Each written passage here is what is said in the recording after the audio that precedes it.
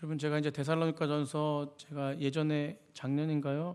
우리 1절부터 3절까지 나눴었는데, 제가 이번에 데살로니가전서 강의를 좀 하면서 교회는 이런 것입니다라는 제목으로 큰 틀 안에서 이렇게 나눌 때에 교회의 본질을 따라 온전하게 서는 넘치는 교회가 되기를 간절히 축복합니다.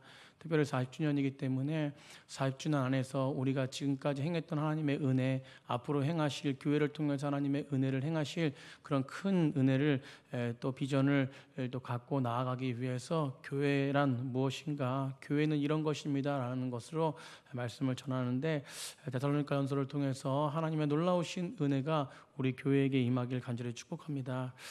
데살로니가 교회는 참 신비로운 교회였죠. 짧은 기간 동안 바울이 사역하면서 굉장히 큰 은혜, 큰 능력을 나타냈던 교회가 바로 데살로니가 교회였습니다. 바울이 약 3주 정도 복음을 전하고 교회를 세웠는데, 그리고 그곳을 떠났음에도 불구하고 그곳의 믿음의 소문이 아가야와 마게도냐 지역의 전체까지 퍼지게 되었어요.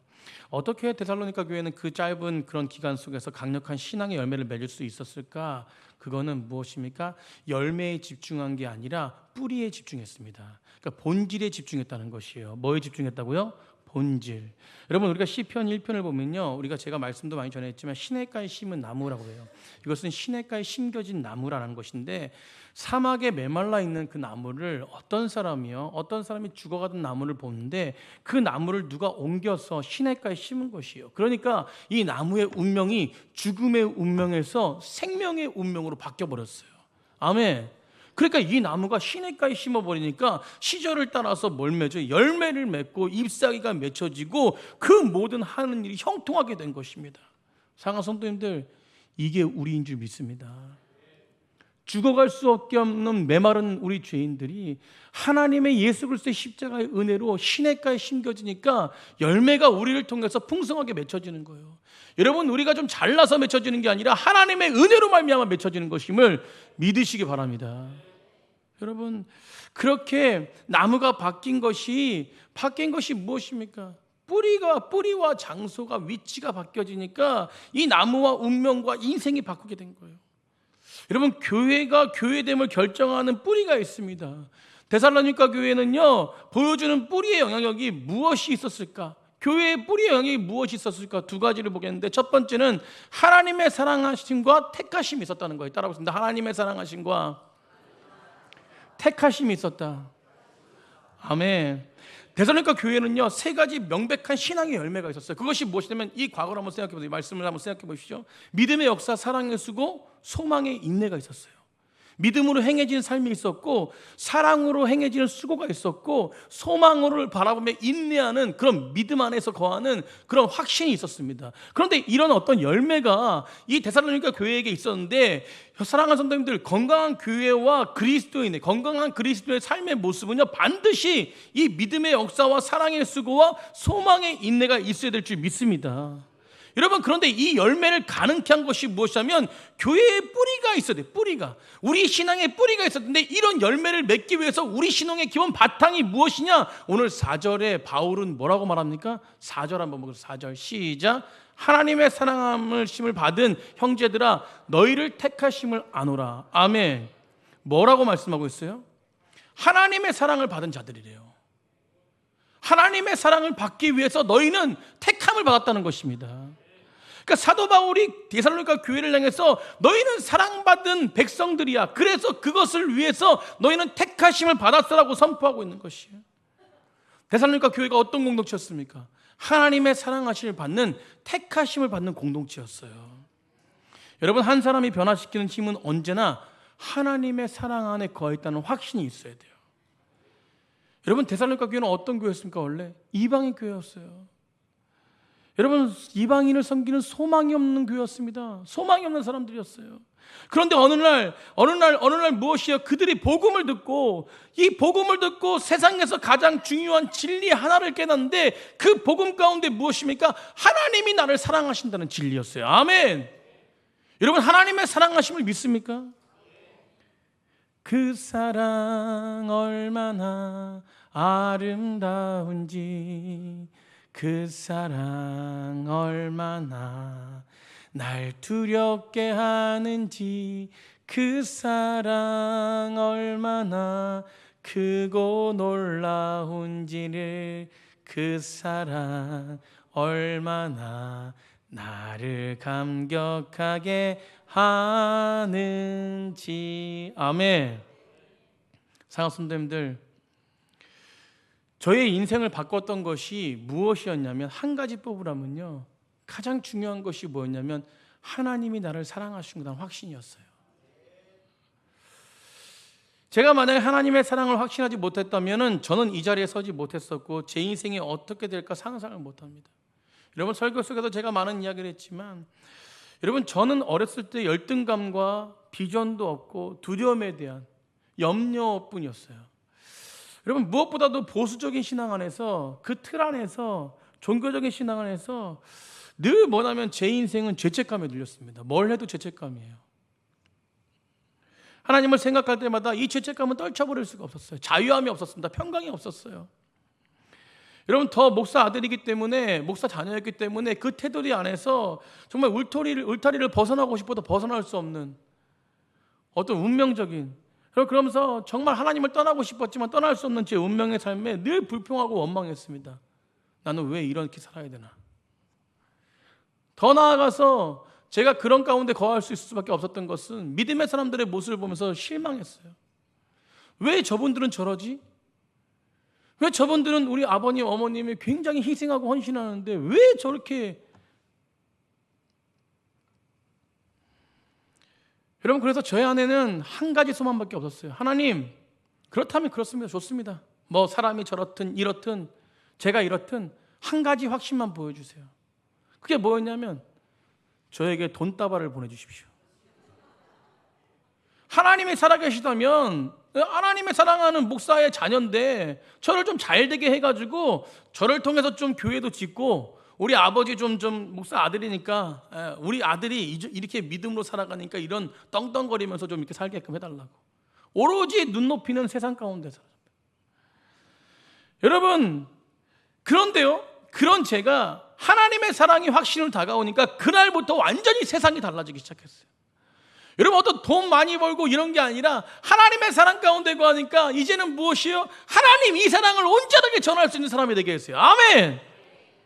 여러분, 같은 나라에 같은 공기를 숨쉬고 있었지만 하나님의 사랑을 깨닫는 저와 하나님의 사랑을 깨닫지 않는 저와는 완전히 달라진 것이. 여러분, 데살로니가 교회는요, 그 짧은 기간 동안 그 적대적인 사회, 이방인 사회에서 그 상해 한가운데 복음의 강력한 능력을 드러낼 수 있던 것은 바로 하나예요. 내 인생 가운데, 그들의 인생 가운데, 자신의 인생 가운데 하나님이 나를 얼마나 사랑했는지. 바울의 고백처럼 하나님을 사랑하는 자, 곧 그 뜻대로 부르심이 입은 자들에게는 모든 것을 합력하여 선을 이룬대요. 하나님의 선을 이루시는데, 선을 이루신 것이 무엇입니까? 죽어가는 백성들, 하나님의 형상을 회복하지 못한 백성들을 하나님의 선을 이루시는데, 직접 일하시는데 하나님의 형상으로 회복시키는 일들이에요. 이게 사랑이죠. 그러니까 새로운 시각이 열리기 시작합니다. 모든 상황 가운데 나를 위해서 일하시는 하나님, 나를 사랑하시는 하나님, 그 사랑하는 하나님을 확신하자 모든 세상의 도전 앞에서 굴복하지 않고 강력한 신앙인들로 온전하게 서서 하나님만 바라보고 세상 가운데 하나님의 사랑을 드러내는 자로 서 있다는 것입니다. 아멘. 여러분, 바울은 먼저 데살로니가 성도들의 삶에 나타나는 믿음의 증거 때문에 기뻐한다라고 말하지만 결국요, 믿음의 역사, 사랑의 수고, 소망의 증거, 그걸 보고 감사하지만 여러분, 이런 삶의 변화가 나타날 수 있었던 것은 그 마음 가운데 하나님의 사랑이에요. 여러분, 사람은 변할 수 없다라고 말합니다. 여러분, 그런데 사람은 변합니다. 하나님의 사랑이 가면 사람이 변해요. 사랑하는 성도님들, 내가 왜 이렇게 변하지 못하느냐? 그것은 하나님의 사랑이 진짜 거하지 않았기 때문에 그래요. 아니, 잠시 잃어버렸기 때문에 그렇습니다. 여러분, 하나님의 사랑을, 하나님의 확신, 사랑의 확신을 다시금 회복하는 백성들 되길 간절히 축복합니다. 여러분, 사랑은 가장 중요한 본질이에요. 여러분 오늘 그 가운데 하나님의 사랑이 역사하고 있기 때문이라고 말하면서 너희들의 믿음이 살았고 사랑으로 살았고 소망으로 살았기 때문에 하나님이 너희를 사랑한 것이 아니라 하나님이 그런 삶의 열매가 있어서 너희들을 사랑한 것이 아니라 하나님은 무엇이요? 먼저 너희들을 사랑했다라고 말하는 것이에요. 여러분 그래서 4절에 바울이 뭐라고 말합니까? 4절 한번 읽어봅시다. 4절 시작. 하나님의 사랑을 받은 형제들아 너희를 택하심을. 그러니까 사랑을 받은 형제들인데 뒤에 뭐라고 그러냐면 택하심을 아노라라고 해요. 택하심을 아노라. 사도 바울이 4절에서 사랑을 받는 자들아 너희 택하심을 아노라라고 하면서 왜 선택의 교리를 끄집어냅니까?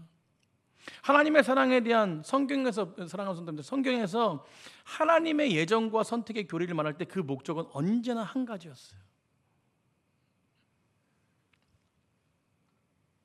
여러분 우리가 선택이라는 것을 생각할 때요, 이 단어 속에 갖고 있는 성경적 개념과 세상이 유통하고 있는 선택의 개념이 충돌하고 있기 때문에 우리는 좀 혼선이 많아요. 그래서 제가 늘 말씀드리지만 세상의 정체성과 하나님의 정체성, 이 하나님의 정체성이 회복될 때 세상의 정체성에 헤매이는 백성이 안 됩니다. 여러분 선택할 때 우리는 인간의 모든 선택이 어떻게 이루어집니까? 여러분 어떤 것을 선택합니까?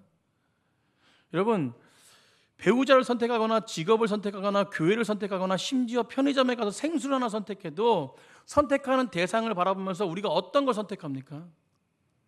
좀 더 상대적으로 위에 있고 장점이 있고 어떤 좀 좋아 보이는 걸 선택하지 않습니까? 저만 그러나요, 여러분? 여러분 좋은 거 선택하시죠? 일단 바자회 선택할 때 제가 보겠습니다. 가장 안 좋은 것부터 선택하는지 가장 좋은 것부터 선택하는지. 여러분 우리는 좋은 것부터 선택하죠.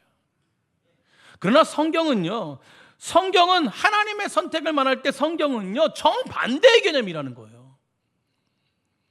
어떤 좋은 것이 아닙니다. 어떤 잘난 것이 아니에요.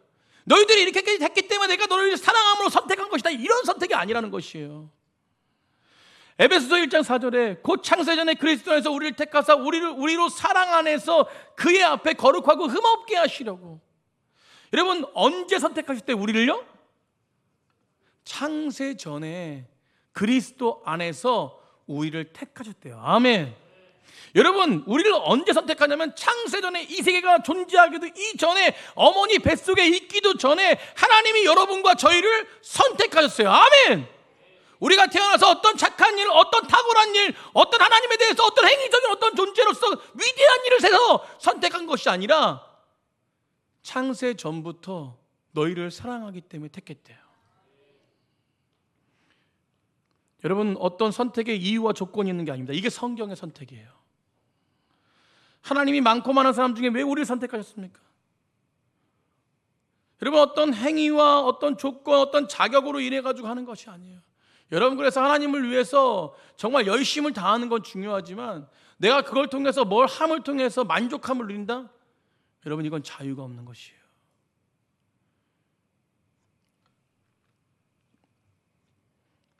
하나님이 이유 없이 우리를 선택하시고 끝까지 사랑하겠다고 책임지시는 분이 바로 하나님이십니다. 성경은 항상 선택을 그런 의미로 말하는 거예요. 너희들을 어떤 공로와 어떤 행위적 모습으로 선택한 것이 아니라 창세전에 너희는 내 자녀들이기 때문에 내가 너희를 선택했다라고 말합니다. 그래서 너희를 사랑하고 그리고 그 사랑하심을 끝까지 책임질 것이다. 그럼 우리가 자녀들을 선택해서 자녀들 만듭니까? 자녀들이 태어나지 않습니까? 그죠? 창조의 원리대로.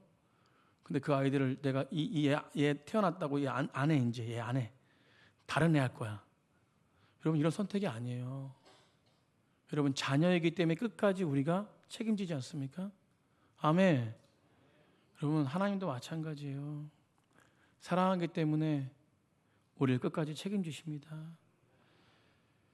여러분 물론 우리가 하나님을 예수님 믿기로 선택했지만 결국은 내가 하나님을 사랑하기로 선택한 것이지만 결국은 먼저 우리 가운데 창세전에 하나님이 선택했기 때문에 우리는 선택받은 백성으로 우리 삶 가운데 이미 그 사랑이 작동되고 있다는 것을 잊지 마시기 바랍니다. 이게 기독교의 놀라운 구원의 신비예요. 여러분, 그래서 사람 때문에 상처받고 사람 때문에 힘들어하지 마시고요. 하나님 안에서 자유와 평강을 누리십시오. 어떤 교회도 상처가 있어요. 여러분, 그러나 그것을 이길 수 있는 것은 오직 하나님이 나를 사랑하신다는 확신이에요. 여러분, 우리를 향한 하나님의 사랑은 1년, 5년, 10년 그 정도 수준이 아니에요. 수천 년 동안 이 세상을 창조하기 전부터 시작된 영원한 사랑은 변하지 않습니다. 그래서 이런 찬양 있잖아요. 천년이 2번 지나도 변하지 않는 건 당신을 향한 하나님의 사랑이에요. 천년이 2번 지나도 바꿀 수 없는 건 당신을 향한 하나님의 마음이에요. 아멘. 사랑성도님들, 그 사랑 가운데 절대 흔들리지 마십시오. 저는 목회를 하면서 물론 제 지식이 뛰어나지도 않고 물론 다른 목사님들보다 성경적인 것도 뛰어나지도 않아요. 그러나 저는 한 가지 목회하면서 한 가지 제 안에 가장 중요하게 생각하는 것이 바로 뭐냐면 성경적 교리 안에 성경 안에 가장 중요하게 생각하는 하나님의 사랑입니다. 저도 인간인지라 그 사랑이 얼마나 큰지 얼마나 나타나는지 잘 모르지만 그래도 제 안에 본질적인 것들을 가지고 있는 것이 뭐냐면 그 사랑 안에 거할 때 그 사랑의 풍성함으로 사람들을 대할 때 그 사랑은 영원하게 그 사람을 세울 수 있다고 저는 믿거든요. 우리 넘치는 교회 성도님들, 교회의 뿌리는 사랑이에요. 사랑. 그 사랑 가운데 거할 때 교회의 믿음의 역사와 사랑의 수고와 소망의 인내가 풍성한 교회로 하나님의 역사가 놀랍게 일어나는 교회가 될 줄 믿습니다. 저는 바자회를 하면서도 마찬가지예요. 주님의 사랑이 우리 10년 가운데 거하기 때문에 다 헌신하는 거 아닙니까? 여러분, 우리가 만들어서 우리가 사 먹어요. 이런 놀라운 사실이 어디 있습니까? 우리가 열심히 봉사하고 우리가 돈 주고 사 먹어요. 그럼 그렇다고 해서 뭐 예전에는 바자회 막 주변에 막 소문 내고 했지만 뭐 우리가 소문 안 내지 않습니까? 내년에는 좀 소문 좀 내야 될 것 같아요. 너무 풍성해가지고. 아멘. 참 놀라운 거죠, 놀라운 거. 여러분, 이게 하나님의 사랑 아니면 어떻게 해결할 수 있습니까? 근데 그 일을 하면서도 불평하지도 않아. 얼굴이 기뻐가지고 어떻게 할지 몰라. 여러분, 하나님이 선택하신 우리는 끝까지 사랑하십니다. 아멘. 여러분, 반드시 우리 삶의 모든 부분 속에서 하나님의 사랑을 끝까지 믿고 거하고 간다면 우리 삶은 늘 승리할 수밖에 없는 것이에요. 여러분, 우리는 그런 사랑 가운데 거하기 위해서 하나님이 친히 우리를 선택하셨습니다. 우리 옆에 분과 그렇게 축복했으면 좋겠어요. 하나님이 당신을 선택하셨습니다. 아멘. 이거보다 행복한 일이 어디 있습니까? 이거보다 복된 일이 있어요. 여러분, 제가 늘 말씀, 조그만 거에 상처받지 말고 하나님의 사랑으로 감싸시기 바랍니다. 하나님만 사랑만 있으면요, 상처받을 게 없어.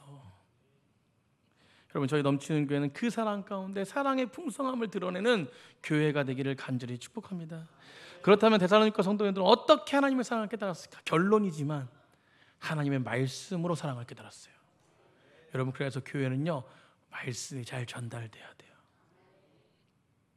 여러분, 고린도전서에 예언을 사모하되, 은사를 사모하되 그 모든 가운데 사랑으로 행하래요. 여러분, 모든 은사가 있지만 사랑이 바탕이 되는 것이에요. 저희 넘치는 게 보면은 본질이 잘 돼 있어. 아멘. 사랑이 바탕이 돼 있는 것 같아요. 여러분, 저는 선교하면 놀라운 은혜들을 많이 발견합니다. 참 본인 쓸 것도 없는데 하나님의 은혜로 말미암아 선교에 참 그 월급의 절반 이상을 저는 오늘도 제가 뭘 받았냐면 우리 위원장님 이거 받았어요. 여러분, 자기 월급에 제가 딱 만져보니까 월급의 반 이상은 되는 것 같아요. 여러분, 왜 이렇습니까? 왜 이렇습니까? 말씀으로 하나님의 사랑을 만났기 때문에 그래요. 아멘. 여러분, 우리 가운데 하나님의 은혜가 풍성할 수 있는 것은 말씀으로 하나님의 사랑을 깨닫는 것만이 완전함임을 믿으시기 바랍니다. 여러분, 저의 신앙을 보니까 목사들로 태어나가지고 수많은 설교를 들었습니다. 그런데 그 아버님 목사님의 설교를 듣는데 왜 설교 시간에 왜 이렇게 졸린지. 여러분, 그런데 제가 보니까 어느 순간에 안 졸려요. 어느 순간부터 안 졸리고 그 말씀이, 아버님의 말씀, 들리지 않은 그 말씀이 들리기 시작하는데, 그게 뭐였냐면 말씀 가운데 하나님의 사랑을 만나니까 그 뒤부터 말씀이 분별되어지고 말씀이 구분되어지지 않고 그 말씀이 내 말씀이 되어지는 것이요. 여러분, 이것이 중요한 것입니다. 여러분, 그래서 오늘 5절에 보세요. 5절에 보십시오. 교회가 살아가는 이 교회 영적 뿌리 두 번째로 5절에 뭡니까? 이는 우리 복음이 너희에게 말로만 이른 것이 아니라, 뭐로만 이른 것이 아니라, 말로만 이른 것이 아니라 또한 능력과 성령과 큰 확신으로 된 것입니다. 아멘. 여러분, 능력과 성령과 큰 확신,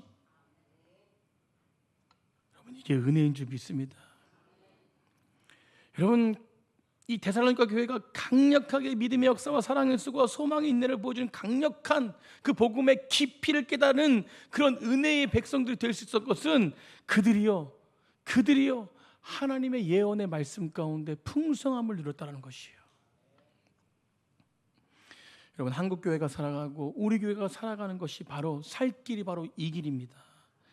복음이 말로만 이루어지는 것이 아니라 능력과 성령과 큰 확신, 성령님 안에서 확신으로 능력이 되어지는 말씀, 그 말씀이 우리 심령 가운데 임할 때에 영광스러운 일들이 일어나는 것이에요. 오늘날 교회를 살리는 것은 다른 것이 아닙니다. 복음으로 돌아가야 돼요. 아멘. 우리 앞에 분과 그렇게 선포했습니다. 복음으로 돌아갑시다. 복음 안에 나타난 하나님의 사랑이 내 심령 가운데 가득할 때, 여러분, 가득할 때 우리가 변화되는 것이에요. 인간의 마음을 살피시는 분은 오직 하나님뿐이 없습니다. 하나님의 말씀이, 하나님의 말씀. 여러분, 이 말씀이 성령으로 임할 때 능력이 되고 권능이 됩니다. 능력이 되고 힘이 되고 역사가 일어납니다.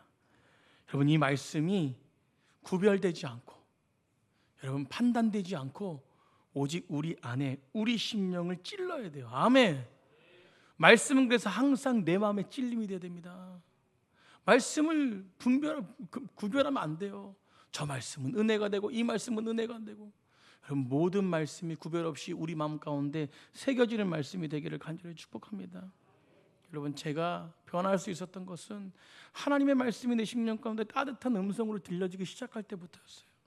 그 음성이, 이 말씀이 들려오는 확신으로 체험될 때, 여러분, 한 사람이 변하고 한 교회가 세워지고, 그리고 무엇입니까? 말씀의 능력과 힘으로 온전하게 나를 통해서 나타나는 것이에요.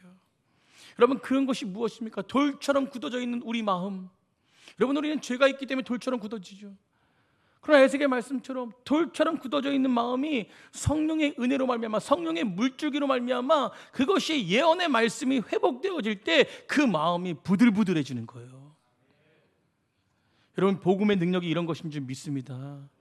여러분, 그래서 말씀은 성령의 검이라 그러지 않았습니까? 운동력이 있고 살아서 운동력이 있어 날쌘 검이 되어가지고 우리의 영혼과 혼과 골수를 쪼갠다 그래요.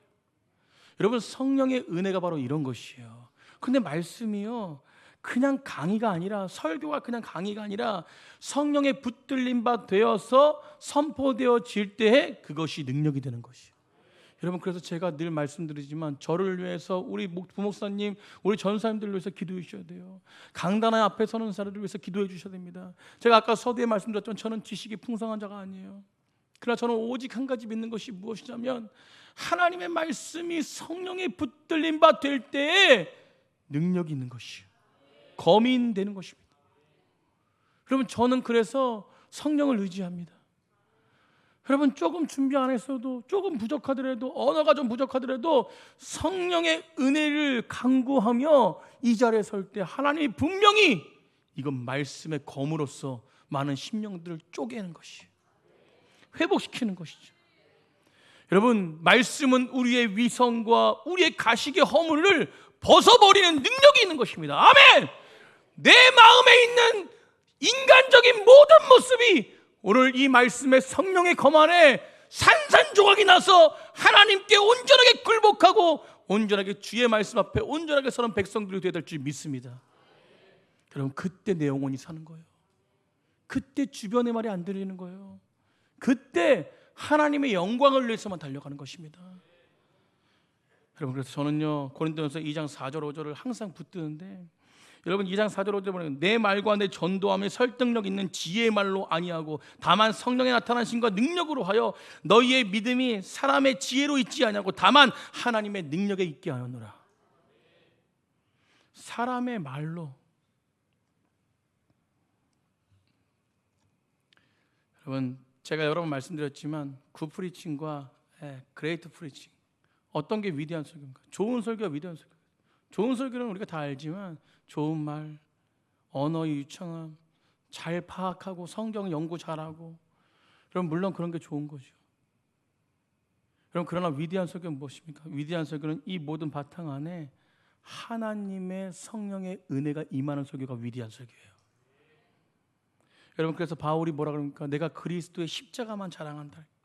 내 말의 지식과 인간의 지식이 아니라 정교함이 아니라 온전하게 십자가만 전달되기 원한다면서 하나님의 성령만 의지하면서 복음을 전하는 바울이었어요. 여러분, 저도 좋은 설교, 사람을 감동시키는 설교가 아니라 정말 성령의 기름 부은 설교, 참 이것들을 늘 사모하는데 이런 놀라우신 능력의 은혜가 언제 임할지는 모르지만 계속 그걸 사모하면서 선포하고 있습니다. 오늘 넘치는 교회 성도님들, 성령의 은혜로 말씀을 받으시길 간절히 축복합니다. 여러분, 그렇기 때문에 전하는 자만이 아니라 받는 자도 성령의 은혜의 마음으로 받아야 돼요. 여러분, 전하는 자만 성령의 은혜가 있다? 받는 자는 그런 아무렇지 않다? 아니요. 받는 자가 성령의 은혜가 없으면 말씀을 구분해요. 그리고 오늘 은혜 받는 말씀과 오늘 들려주는 말씀, 여러분 우리가 잘 알지만 아무리 말씀을 들려도요 사단이 귀를 막아버리잖아요. 절대 안 들립니다. 말해봐라 한번. 여러분, 이 자리에 그런 백성은 없는 줄 믿습니다. 가장 불쌍한 영혼이에요. 예배 가운데 나왔는데 부분하고 있는 거죠. 네가 한번 전해봐라. 여러분, 저는 부족하지만 저를 통해서 이루신 하나님은 완벽하신 분이세요. 그러면 이 말씀을 거부한다면 참 불쌍한 영혼이에요.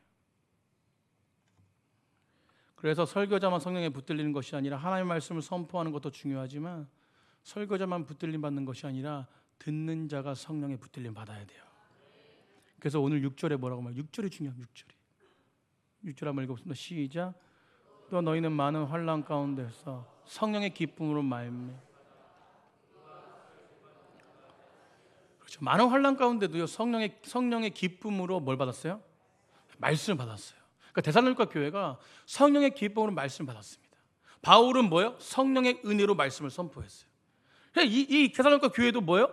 말씀을 은혜로 받으니까, 기쁨으로 받으니까 그 안에 믿음의 역사와 사랑의 수고와 소망의 인내의 놀라운 역사가 일어나는 거예요. 아멘. 여러분, 좋은 열매의 특징이 무엇입니까? 좋은 열매 맺는 밭의 특징이 무엇이요? 30배, 60배, 100배 열매를 맺는 밭이 무엇입니까? 길가밭, 돌짝밭, 가시밭은요 굳어진 마음과 여러 가지 마음 속에서 무엇입니까? 환난으로 인해서 없어지는 마음, 여러분 염려 때문에 결실하지 못하는 마음. 그러나 옥토밭은 어때요? 좋은 밭은 어떻습니까? 좋은 밭은 말씀을 받아 인내함으로, 뭐함으로? 인내함으로 하나님이 이루실 것을 믿고 여전히 나를 사랑하신 것을 믿고 온전하게 서 있는 그 백성이 좋은 밭이라는 거예요. 아멘. 그러니까 좋은 밭이 되니까 인내하며 나아가다 보니까 결실이 풍성하게 맺혀진다는 것입니다. 여러분, 설교를 선포하는 설교자도 중요합니다. 그러나 더 중요한 것은 무엇이에요? 말씀을 받는 자예요. 말씀을 판단하는 것이 아니라 그 말씀이 내 말씀이 되는 것입니다. 오늘 본문 속에서 말씀을 듣는 것이 아니라 말씀을 받는 것이래요. 이것은 무엇입니까? 내 존재 안에 내 존재로 말씀을 받는 것이야. 아멘. 여러분, 하나님 말씀을 존재로 받아들이는 것이에요. 굉장히 중요한 것입니다. 이 말씀 하나 받는 것이 얼마나 놀라운 사건입니까? 여러분, 이 예배 가운데 나와서 예배 가운데 하나님 말씀 듣는 것이 놀라운 은혜예요. 여러분, 이 은혜를 사모하고 이 은혜 가운데 정말 하나님의 놀라우신 말씀으로 말미암아 내 심령 가운데 있는 여러 가지 죄악들을 내려놓고 오직 하나님만 따라가는 복된 인생들이 되어질 때 우리의 영혼이 잘됨 같이 범사가 잘 되어지는 거예요. 여러분, 말씀을 판단하고 구분하지 마십시오. 여러분, 말씀이 판단되어지면 우리는 언제나 고난과 유혹 속에 넘어집니다. 말씀이 판단되어져야 할 때 고난과 유혹 속에서 우리는 승리할 수 있어요. 넘치는 교회가 그 말씀의 온전하심의 은혜로 말미암아, 성령의 기쁨으로 말씀을 받으로 말미암아 정말 어떤 환경 가운데서도 승리하는 백성들이 되기를 간절히 축복합니다. 저는요, 우리 교회는요, 많은 목사님들에게 자랑하지만 전 내일 모레도 이 설교할 거예요. 우리 교회는 말하면서 여러분, 우리 교회는 참 바탕이 돼 있어요. 모르겠습니다. 제 자녀도 영적인 자녀들이기 때문에 바탕을 그렇게 보는지 몰라도, 아니요, 저는 저번 주에도 받고 그 저번 주에도 받고 매주 봐요. 매주. 우리 넘치는 교회는 사랑이 바탕이 되어 있다. 그러니 회복하는 거예요. 회복하는. 옆에 분 보십시오. 얼마나 나를 보면서 웃는지. 일부러 한 번이 웃으시오. 여러분, 우리는 사랑 가운데 감싸줬으면 좋겠어요. 그 사랑이 사람한테 전달이 안 돼도 끝까지 사랑하는 거예요. 끝까지 사랑하다 보면 정말 비교되는 순간이 옵니다. 정말 사랑했구나라는 순간이 와요. 여러분, 사랑은 변하지 않습니다. 끝까지 사랑하십시오. 우리 다시 끝까지 사랑하자. 말씀 마치려고 해요. 교회의 뿌리가 무엇입니까? 성령의 능력 안에 하나님의 복음이 능력과 확신으로 선포되는 것이에요. 그 말씀을 진중한 마음으로 받아서 하나님의 말씀을 경청할 뿐만 아니라 그 말씀을 붙들고 하나님의 사랑을 확신하며 삶을 누리는 것이죠. 그 삶을 누릴 때 하나님의 영광이 드러나요. 우리 넘치는 교회, 오늘 말씀의 제목처럼 교회의 뿌리, 복음과 성령, 본질을 따라가 사랑을 깨닫고 성령의 은혜로 삶을 누리는 귀한 우리 데살로니가 교회처럼 폭발적인 하나님의 능력이 나타나는 우리 넘치는 교회가 되기를 간절히 축복합니다.